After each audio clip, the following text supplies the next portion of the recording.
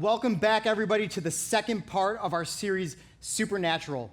Last time we looked at how there was this supernatural, spiritual world going on around us that we couldn't see, and how there's spiritual attacks going on in our lives every single day. Well, today we're going to be talking about how Jesus' power overcomes the supernatural world, how he overcomes and how it affects our lives.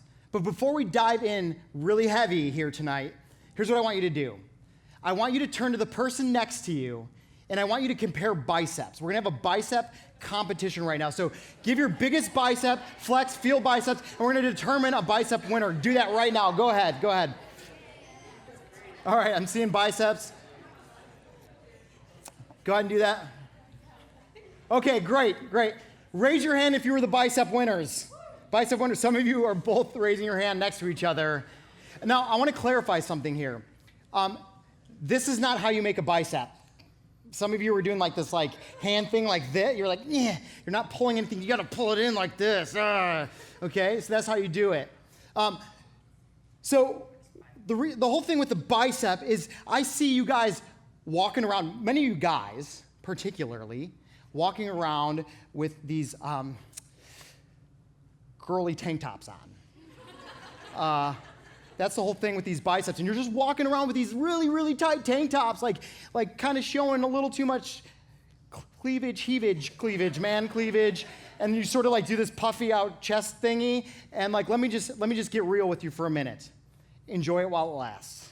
Because when you get to be my age, you need to wear more clothes to cover more things up that are just kind of hanging over all over the place here. And actually what I do, since I don't have a lot of time to work out anymore, I actually wear just smaller shirts so it looks like I'm bigger. So as you can see, this is nice and tight around the bicep area. So enjoy it while it lasts, guys, because it won't last forever. Well, how many of you guys would love to have superhuman strength? Anybody out there love to have just big biceps? Well, we're going to look at a passage of scripture where this one guy has supernatural strength.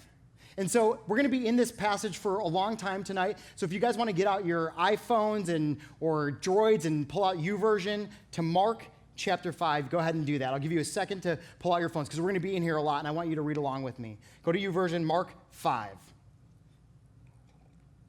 Here's what it says in Mark chapter 5. When Jesus got out of the boat, a man with an impure spirit came from the tombs to meet him.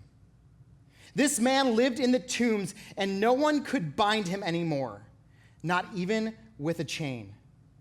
For he had often been chained hand and foot. But he tore the chains apart and broke the irons on his feet. No one was strong enough to subdue him.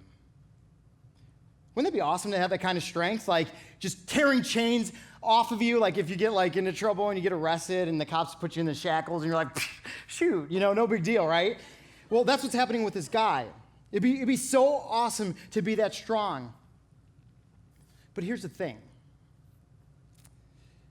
The reality is, and I don't want to scare you here, this guy's got impure spirits in him.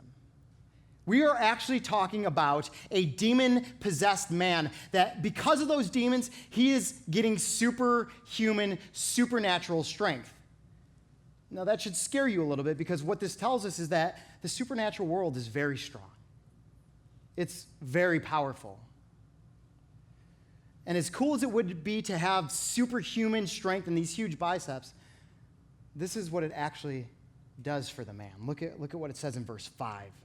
Of Mark 5.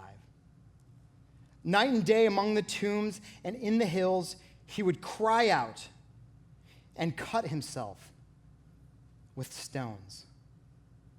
He would cry out and cut himself with stones. This guy is in agony. He's in pain. These impure spirits are torturing him, and he's just crying out in desperation for help, and he's hurting.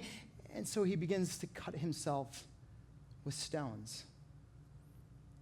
It doesn't sound that much different than some of the stuff that we deal with, does it?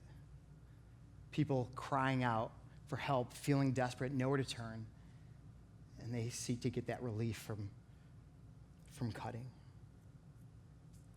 So as we talk about this supernatural thing, this supernatural world of Satan and demons, God and angels, there's a couple things I want you to know.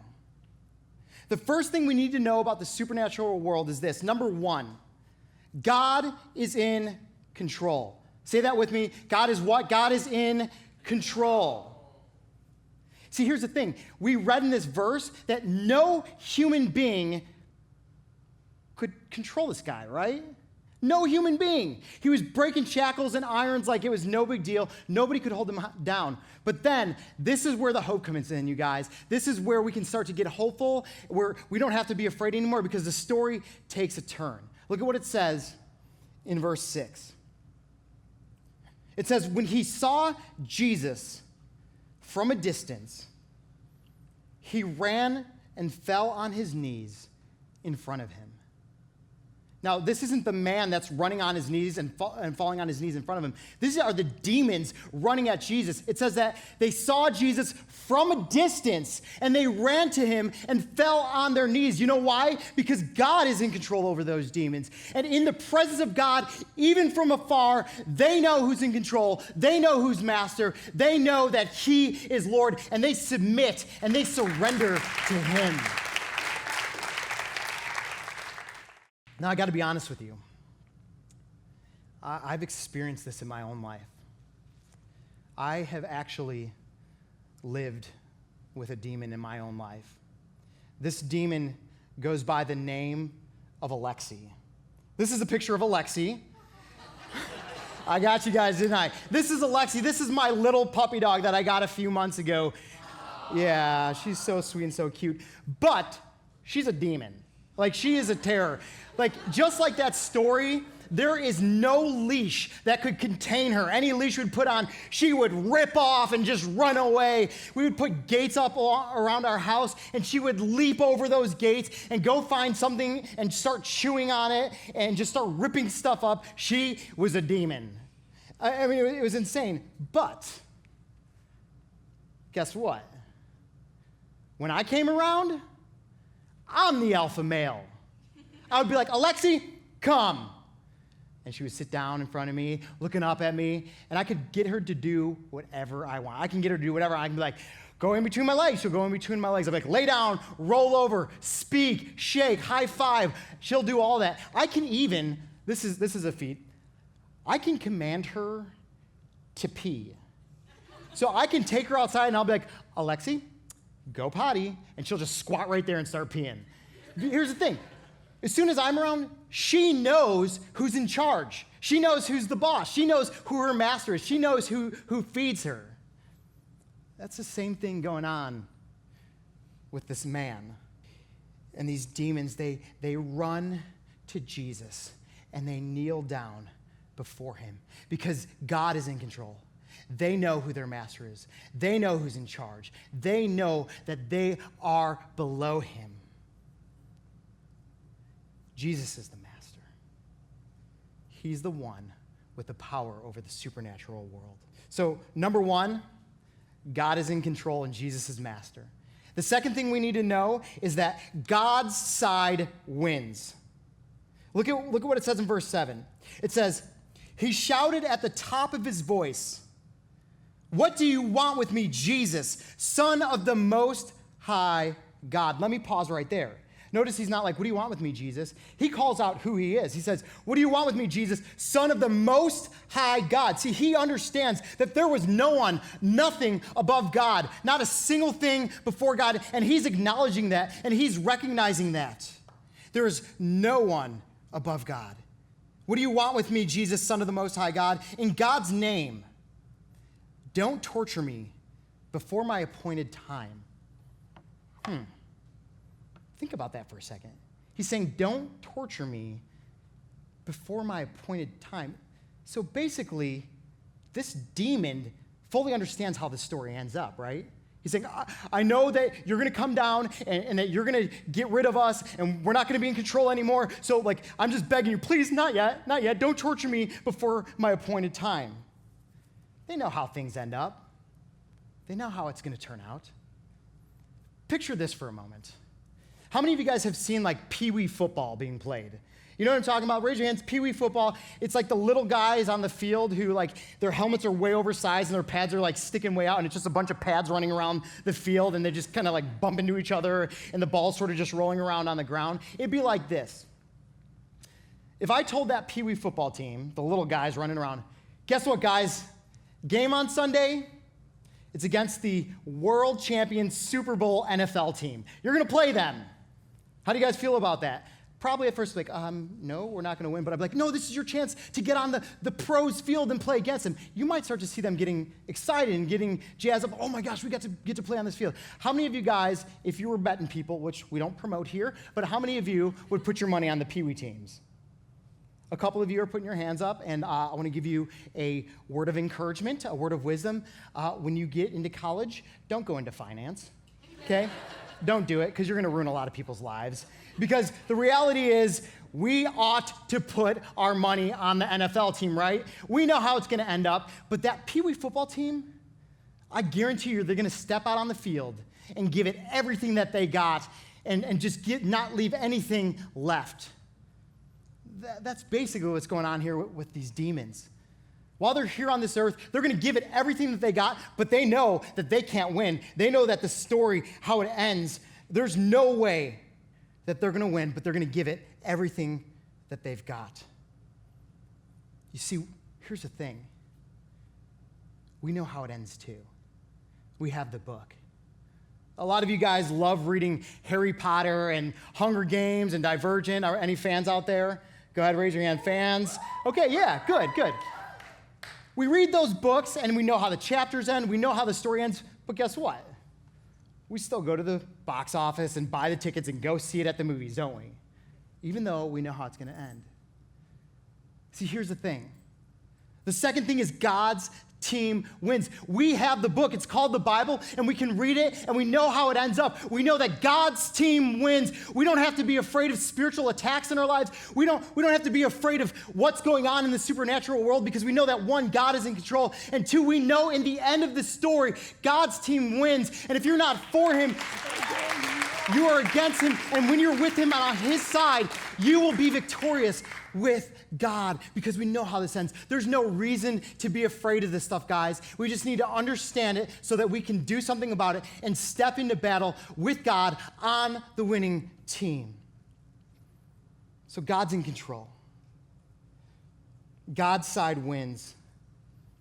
And the third thing, God's power is greater. Look at what it says here. In verse 8, in this passage we've been reading, it says this: "For Jesus had said to him, 'Come out of this man, you impure spirit.' Then Jesus asked him, 'What is your name?' 'My name is Legion,' he replied, 'for we are many.'" Let me try that again, though. He probably says it like this: "My name is Legion, for we are many." Now, what's not happening here, though, is this isn't like an introductory conversation between Jesus and "Hi, my name's Jesus. What's your name?" "Oh, hi, I'm Legion." You know, he's not telling Jesus his name. Actually, a legion is a reference to a giant army, an army of over thousands of soldiers, sometimes in the tens of thousands. Basically, what he's saying is, he's not like, "Hi, my name's Legion." He's like, "We are many in here. There are thousands of us in here, Jesus. You better be afraid. We are many. We are unified. We are together, and we are dangerous. You better watch your back. There are thousands of us, and there's only one of you." Well, we're going to read in a second here, and I'm just going to spoil it right now. God's power is greater. These thousands of demons don't even stand a chance against one Jesus. Now, before we get into that great part about that story, I'm going to pause here for a minute. I'm going to ask you a serious question. This question is so important to my heart. Here's the question. How many of you love bacon? How many of you love bacon? Raise your hand, bacon lovers out there. Like, you go to an all-you-can-eat breakfast buffet, and it's like, I'll have one egg and bacon, bacon, bacon, bacon. You have this mound of bacon on your plate, and it's really good in here, but coming out, not so good. Anyways, I don't know why I said that. But anyways, or bacon bits, you just pop bacon bits in your mouth. Well, for me, I love bacon. And if I had bacon wrapped around my pointer finger and there was no other way to get that bacon into my mouth, I will eat off my finger. I will. And you're like, okay, you just timed out on this story in the Bible for bacon? Well, yeah, duh. I mean, yeah, absolutely. But here's what's about to happen. Jesus is about to make bacon in this story. He's about to turn demons into bacon. Check out what it says here. And he begged Jesus again and again not to send them out of the area. A large herd of pigs were feeding on the nearby hillside. Huh? The demons begged Jesus, send us among the pigs. Allow us to go into them. He gave them permission, and the impure spirits came out and went into the pigs. The herd, about 2,000 in number, rushed down the steep bank into the lake and were drowned. Bacon's ready, guys. Huh? He just took some demons, sent them into the pigs. They drowned. Let's gather up the pigs and make some bacon. Let's have a morning, huh? Let's cheer for some bacon, huh? Come on, yeah. Give it up for bacon. When your friends ask you what you learned at church, be like, we learned that Jesus turned demons into bacon. That's simple as that. But remember these three things. God is in control. We know how the story ends, and God's team wins. And number three, God's power is greater than Satan and his demons, and they don't stand a chance against God or anyone who's on his team. So we just looked at this long story of this guy a long time ago who's possessed by demons and yada, yada, yada. So what does that really mean for our lives? Here's what this means.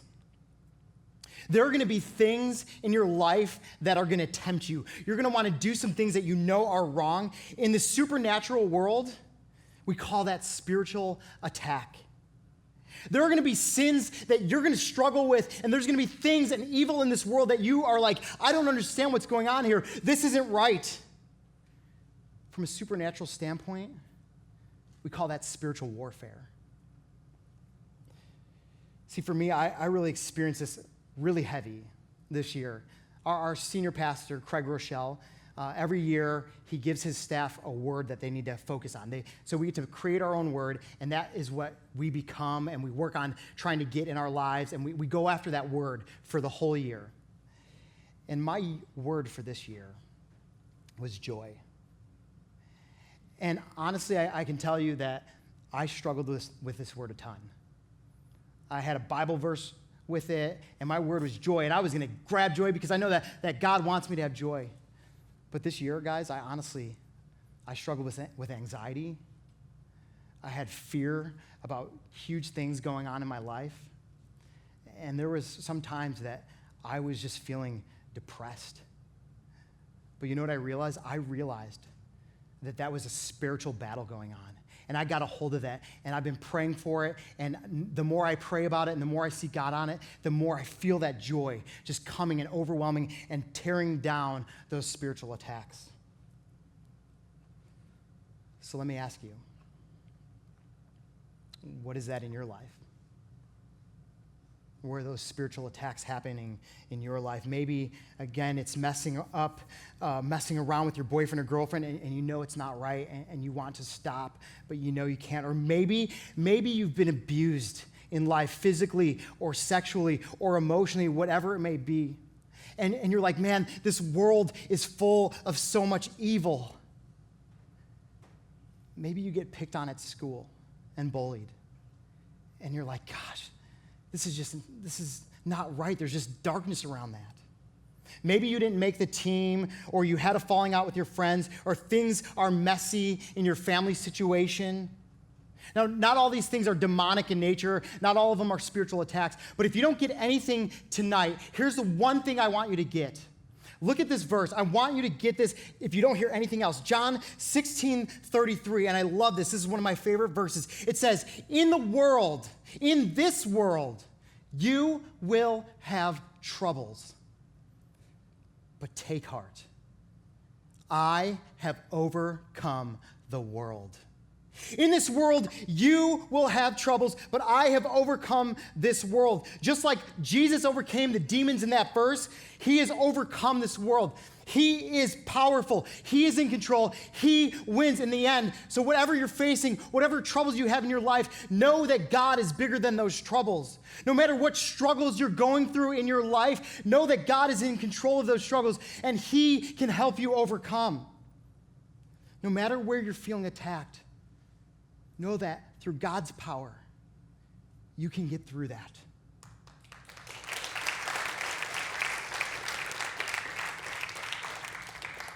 Listen, guys, it's inevitable. It's certain in this life, you're going to have troubles. You're going to have struggles. You're going to have bad days. You're going to get depressed. You're going to have breakups, bad grades, bad friends, crazy family situations. There will be spiritual attacks on your life as you continue to grow up.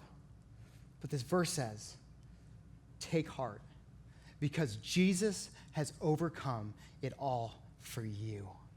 And as you think about that, I want you all to close your eyes and bow your heads right now. There are some of you here that this really just resonated with you. You look at your life and you're going, I have so much trouble in my life. There's so many things that aren't right in my life. There's this thing going on in my life, and it's just not working out for me. I don't know what to do about it. If that's you, and there's just something going on in your life that you're having such a hard time with, there's a trouble you're struggling with or dealing with, and you want to give that over to God and know that Jesus has overcome, I want you to raise your hand right now. And I want to pray for you. For those of you who are having troubles in your life, know that Jesus can come into that. I'm going to pray for you really quick. God, I pray for those students who raise their hand. Whatever struggle they're going through in their life, whatever trials they have, whatever trouble they're experiencing in their life, God, I pray that they would remember on a daily basis to give those over to you and remember that you are in control and that you win and that through your power, they can overcome their situation, God. I pray that as they leave here, they will remember you are in control, that they would give that over to you, God, and that you will help them get through this season in their life. We know you're God, and we know that you're powerful, and that you can help them overcome. We give that to you. With your eyes still closed and your head still bowed, there are others of you out there that, again, you didn't really even understand that there's a God who loves you so much. You've just had troubles in your life. You've tried to figure it out all on your own. You've been in control. You've tried to do it your own way. But you realize tonight that there is a God, and he loves you so much, and he has great things in store for your life, and he wants to use you in mighty ways, and he can help you overcome whatever you're going through in your life. If for the first time tonight you want to accept that Jesus died on the cross for you and for those troubles, and that he has overcome them for you already, all you have to do is accept that. Then I want you to raise your hand right now. Raise your hands up all over the place. Raise your hands right now if you want to accept that Jesus has overcome for you.